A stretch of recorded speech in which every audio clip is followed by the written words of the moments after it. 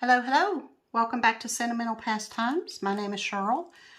I am working on Steampunk Bunny from Diamond Art Club.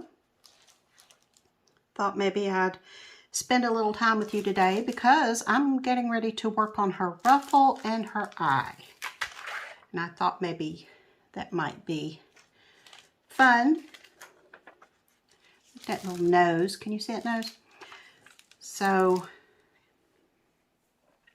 we'll get started here and see how much we can get done. It's raining. It's been raining and the creek is up in front of the house. I live on the road right next to the creek, and every year we have the potential for flooding, and the water is rising and rising and rising. There's no end in sight for the rain, so I would say we're going to contend with some flooding. We're lucky that we're on a kind of an incline, not a hill, but our house seems to be higher than the other houses in this camp on the road. When it floods on both sides of us. It does come across the road occasionally. Last year, my neighbor has lived here for over 50 years. She and my grandmother were very, very close. I live in my grandmother's house, and they were neighbors for years and years. Last year, in February, we had flooding, and it actually crossed the road, and my neighbor, we were standing out there talking, watching the water, and she said that was the first time it's ever crossed the road since she's lived there.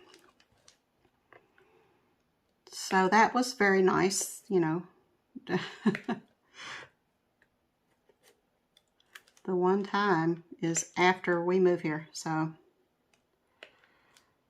fun stuff.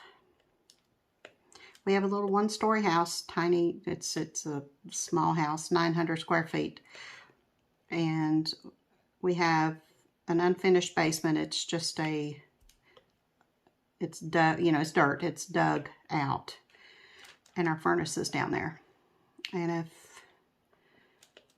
you know, I don't think that the creek will raise enough to get up in the house, but I am concerned sometimes about my furnace, you know, especially when it floods during the winter.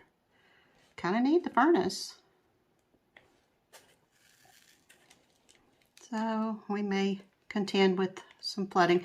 Last year we were completely surrounded. We couldn't get out of our little town. We couldn't go either way. There were floodwaters in the road both ways. We do have a mountain behind us if it ever gets to the point where we have to seek high ground in case a dam breaks or something like that. When we've got some higher ground behind us because the railroad tracks are up quite a ways. They're up on a kind of the side of the mountain, and then the mountain goes up from there. So we've got means of escape from, you know, severe flooding, but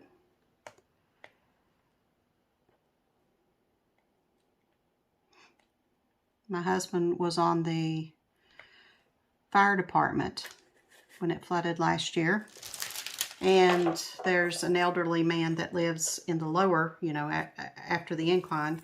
He lives in a trailer. My husband went to get him because the water was up to his knees in his trailer. And my husband literally put him on his back and carried him out of the house. My husband said the first thing that he said when he saw my husband come through the door is, "You got a boat?" Yeah, it was pretty interesting.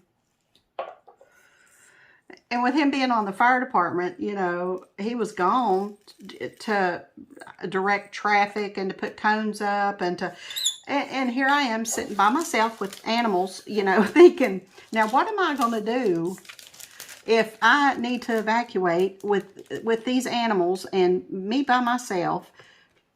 What, you know, I had already tried to figure out what my game plan was, because, you know, that's what mothers do. We anticipate. And I was thinking, well, you know, I've got the vehicle, so I could drive at least far enough over to the neighbors behind us so that we'll be closer to the tracks. And then I can maybe, we've got an outside dog, which the inside dog and cat are not a problem. You know, they could go in the vehicle, but my outside dog's not going to get up in the vehicle. So I was thinking, well, she'll follow me if I open the gate and ask her to follow me. So maybe I can get her up there. You know, I had all this planned out, and I told my husband, I said, okay, Bubba. I said, I appreciate the fact that you're a fireman, but your wife kind of needs you too if something happens. And, you know, he said, I know. But he had kept an eye on it the whole time. So he would have definitely came home if he saw that things were escalating, you know. But it was a little nerve-wracking for me, because I've lived, you know, when I was growing up, my house is next to the creek as well, in another little town about 6 miles from here. But we had a rock wall, you know, separating our yard from the creek. And it never came up past that wall. Never got into the yard. It threatened it sometimes, but I remember one time there was a dam, a rather large dam, about 5 miles up the road from where I grew up. About 2 o'clock one morning, you know, it'd been raining all day. One of our neighbors just absolutely pounded on the door, and she said, the dam's breaking, you got to get out of here, Well, we all panicked, and my father loaded us all up in the truck. We had a pickup truck with a camper on it, the back, you know, like a camper shell. And me, my 2 sisters, him, our dog, and my mother, and we all loaded up in the truck. Us, the 3 girls, we were in the back. Mom grabbed some blankets and put them back there, and we went up the hill that we traveled to get out of our little camp. You know, we went up the hill, went around to where we could park and see the house over the hill. And we stayed there all night watching the house. My dad had a pretty high-powered flashlight, because, you know, men like high-powered flashlights. It's a thing. And he was up and kept an eye on that creek all night. And we were huddled up in the back with a bunch of blankets sleeping. I remember that night. It was very nerve-wracking, because we didn't know if our house was, you know, if that dam had broke, our house would have been gone. It would have been gone. But thankfully it didn't. And the water started receding. But it was touch and go there for a while. We've had some really severe flooding in this county. Severe. There are, actually, the town where my husband grew up was flooded back in 1977, and several people lost their houses and cars and everything else. It was pretty bad. Businesses were flooded out, and I got just enough of those out. I love it when that happens.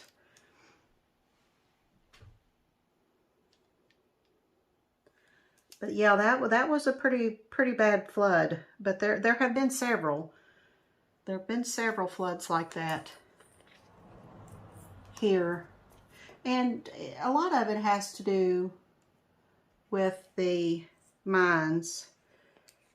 They take a lot of trees out, they tend to, and without that root system, it's not just the, you know, the rain. It's the, you know, rain hitting, you know, running into the, hitting the creek. That's not what makes it rise in itself. It's the runoff from the mountains and the trees. They've done so much mining in this area that the trees, they've taken trees and the root system's not in the hillsides anymore, and the water just, there's nothing there to kind of absorb the water, you know, and the runoff also fills into the creek. So literally all of the rain that falls around here ends up in the creek because, well, not probably a very, very high percentage. I know there is some that seeps into the ground, but you know, the majority of the water just comes right off of the mountains and goes right into the creek. So that's why it rises so quickly.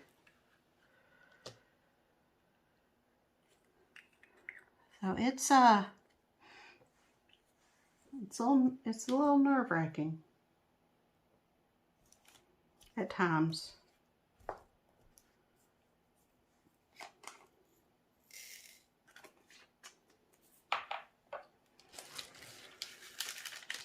Yeah, he asked my husband, "You got a boat?" And my husband said, "No, but we got to go." My husband we do magnet fishing. We have these big, powerful magnets that we throw into the creeks and lakes around here to pull up metal. And my husband had attached one of the ropes that was attached to our magnet to the side of his trailer when he went in to kind of anchor himself in case anything happened, because the water was, you know, it was rushing pretty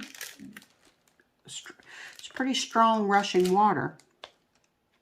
And he told him, he said, you know, I've got us anchored. He said, I'm gonna tie this around you, and if you go, I'm going with you. So and the gentleman was really nervous, you know, of course, because he couldn't imagine going out there in that water. Well, when my husband went inside the trailer, during that time, this man's porch, it was a little wooden porch with steps on it up against the trailer. Just the time that my husband was inside that house, the porch had separated from the trailer. And my husband couldn't see the porch because it was underwater. It was underwater when he went up there. But when he stepped out that door with that man and the porch had moved, he didn't know it, and he stepped out of the door of that trailer. There was nothing there to catch him. He went all the way down, and radio, you know, fire department radio on his hip, everything. He was complete. He had waders on. He was completely submerged in water, and that poor man was, by this time, was just panicking. I mean, he was a nerve. "No, you're going to have to go get a boat." And he said, "Sir, if I go get a boat, if then I'm going to come back and there's going to be nothing here to rescue because you're going to go washing down the creek." He said, "We've got to go now." So he finally coerced him into getting on his back, and he literally carried him on his back. And yeah, my hero. So I guess we'll see what it does.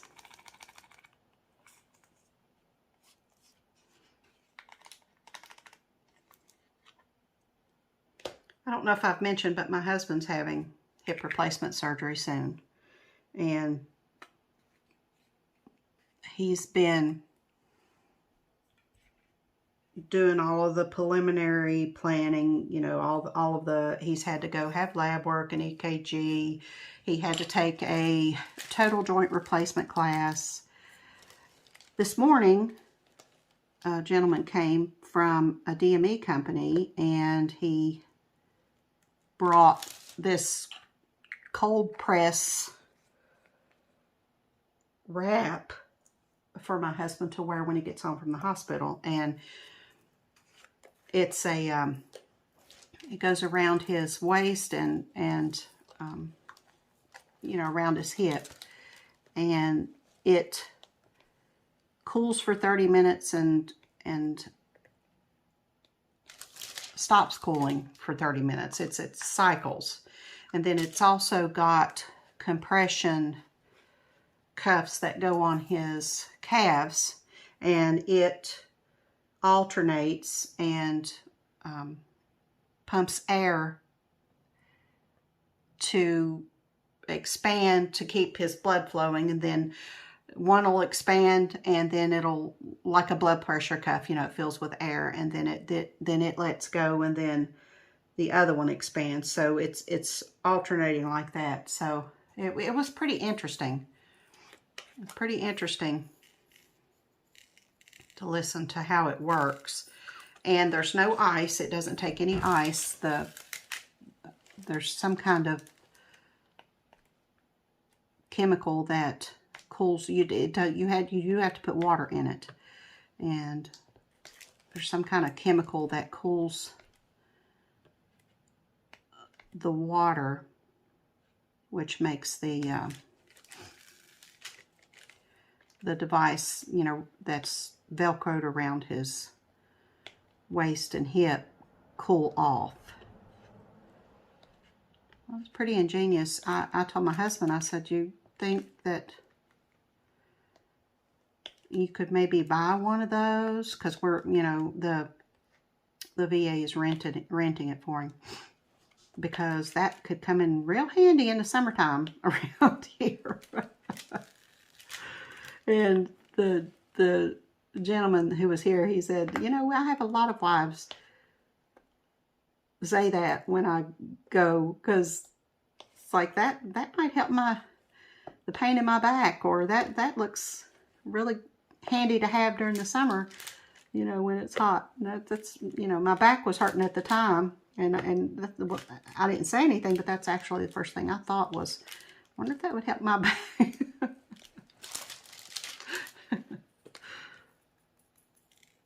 So he's all set with that. He's got a walker and a cane and a bedside table. And my father, I inherited a lift chair that my father had when he passed away. He hadn't had it long, and it's got the electronic remote that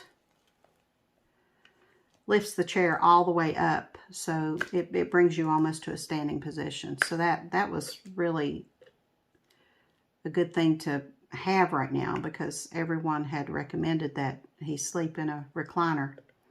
So this one actually will help him stand up. So he's pretty much set up with what he needs.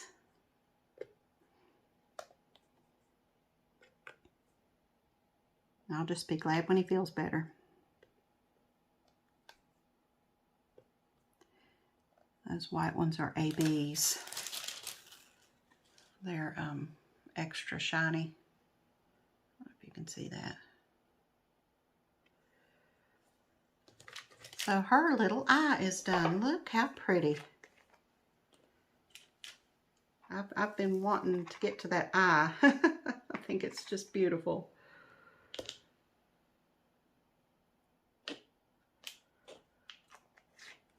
There's a lot of white ABs in this one. Just so pretty.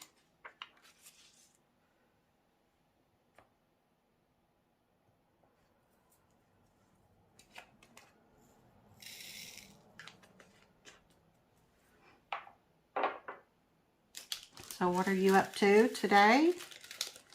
Are you enjoying your crafts? Your diamond painting, crochet, knitting, whatever it is that you enjoy doing?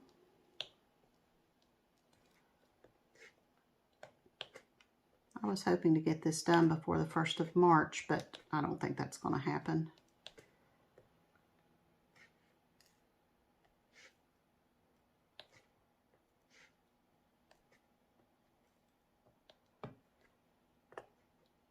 It does go quickly.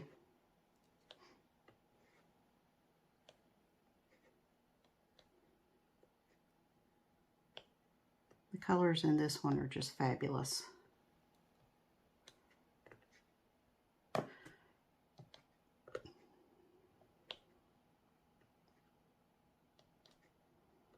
We've got a metal roof on our house, and when that rain hits that roof, it's like a lullaby to me, honestly. It's so relaxing.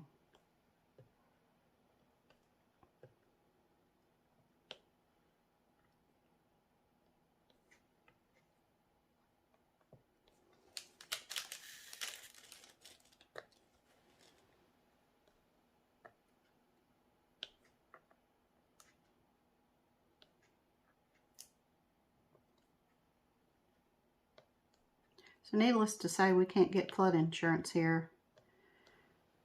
And that in itself is concerning. If we lose our house in a flood, it's just gone.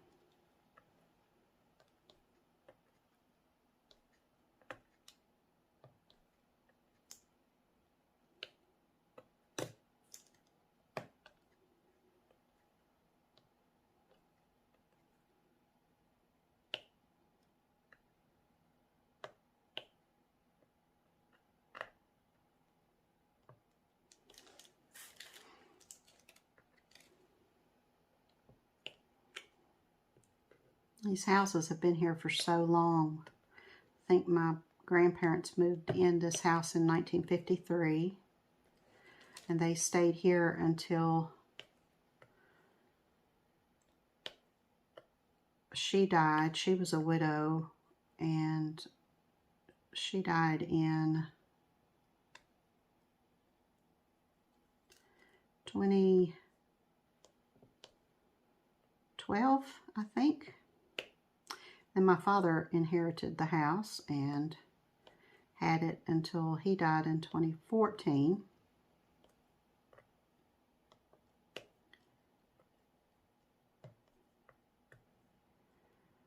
So it's been in the family for decades.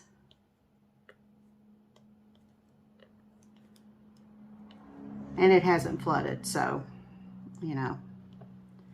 But, like I said, the landscape has changed over those years because there's lots more strip mining, lots more surface mining, you know, things like that going on. And the coal companies sometimes can cut corners and not replenish like they're supposed to.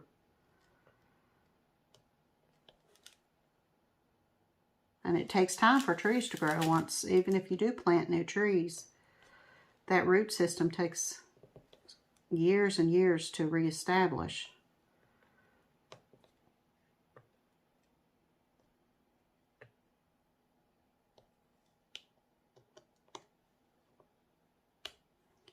I'm not real happy with that drill.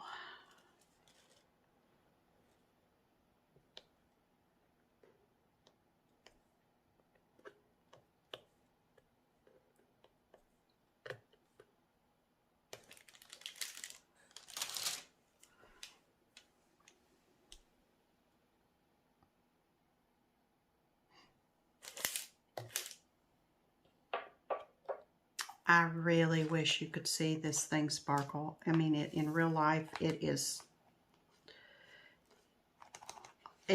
like, it looks like diamonds. And it's full of movement. When you move and look around, it changes. The sparkle comes from different angles and different sides, and it's It's just absolutely beautiful.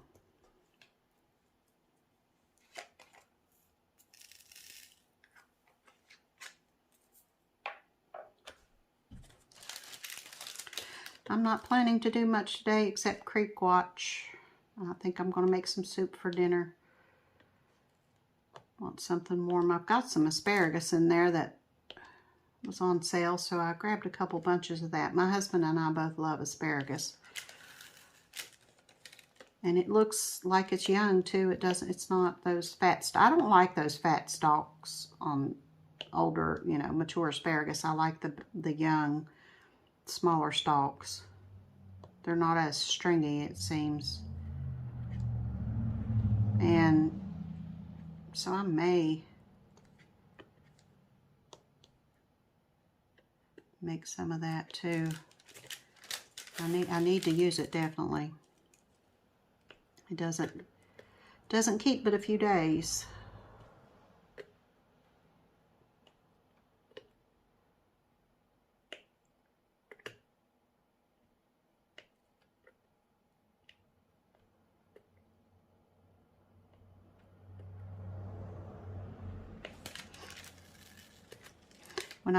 When we lived in North Carolina a few years ago, there's a farm that was near us that had strawberry. You could come and pick your own strawberries. You could, you know, they had pumpkins in the fall, and they had all kinds of different things as they came in, and they had asparagus season. You could come and get fresh asparagus. They would harvest it. You know, you didn't go out and get your own asparagus, but they would harvest it. But you could go there and get fresh asparagus. And oh my gosh, I remember, you know, trying that fresh asparagus for the first time. You know, you think in the store you're getting fresh, but it doesn't even begin to compare to fresh off the farm asparagus. It is absolutely amazing. Amazing.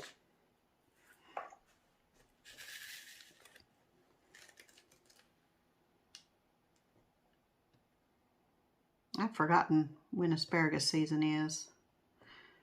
I'm pretty sure it's late spring, maybe.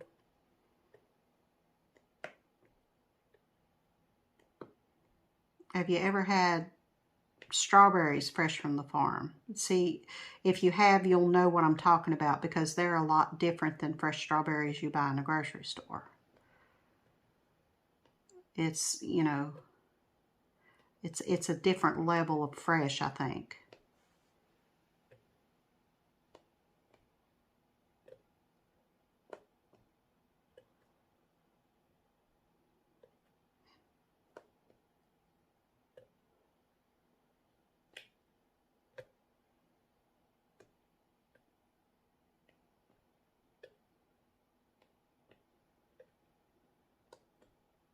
I love my vegetables. My husband does too, thankfully. We both love vegetables. We could just do vegetables for dinner.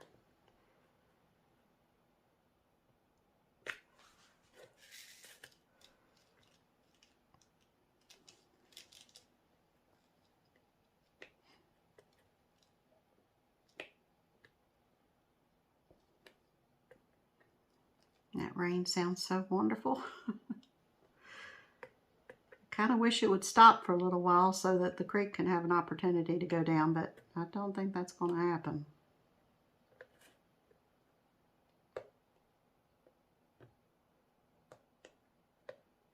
It's rainy here this time in February every year.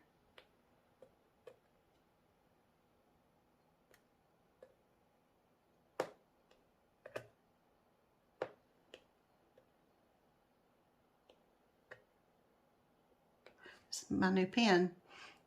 I got this from Amazon. It's got real dried flowers in it. I just love this. I'll link it below. It's the same size. I have another one it's green and it's got red glitter in it. and of course it's Christmassy, you know, so I wanted one the same size but not Christmas. All right, well, thank you for hanging out with me for a little bit of diamond painting today. I will be back soon. I'm getting ready to kit up my Chuck Pinson for my participation in the Chuck Along 5, which starts March 1st. So I'll show you which one that I'm planning to do for that, and we'll kit it up together very soon. So until I see you again, happy diamond painting.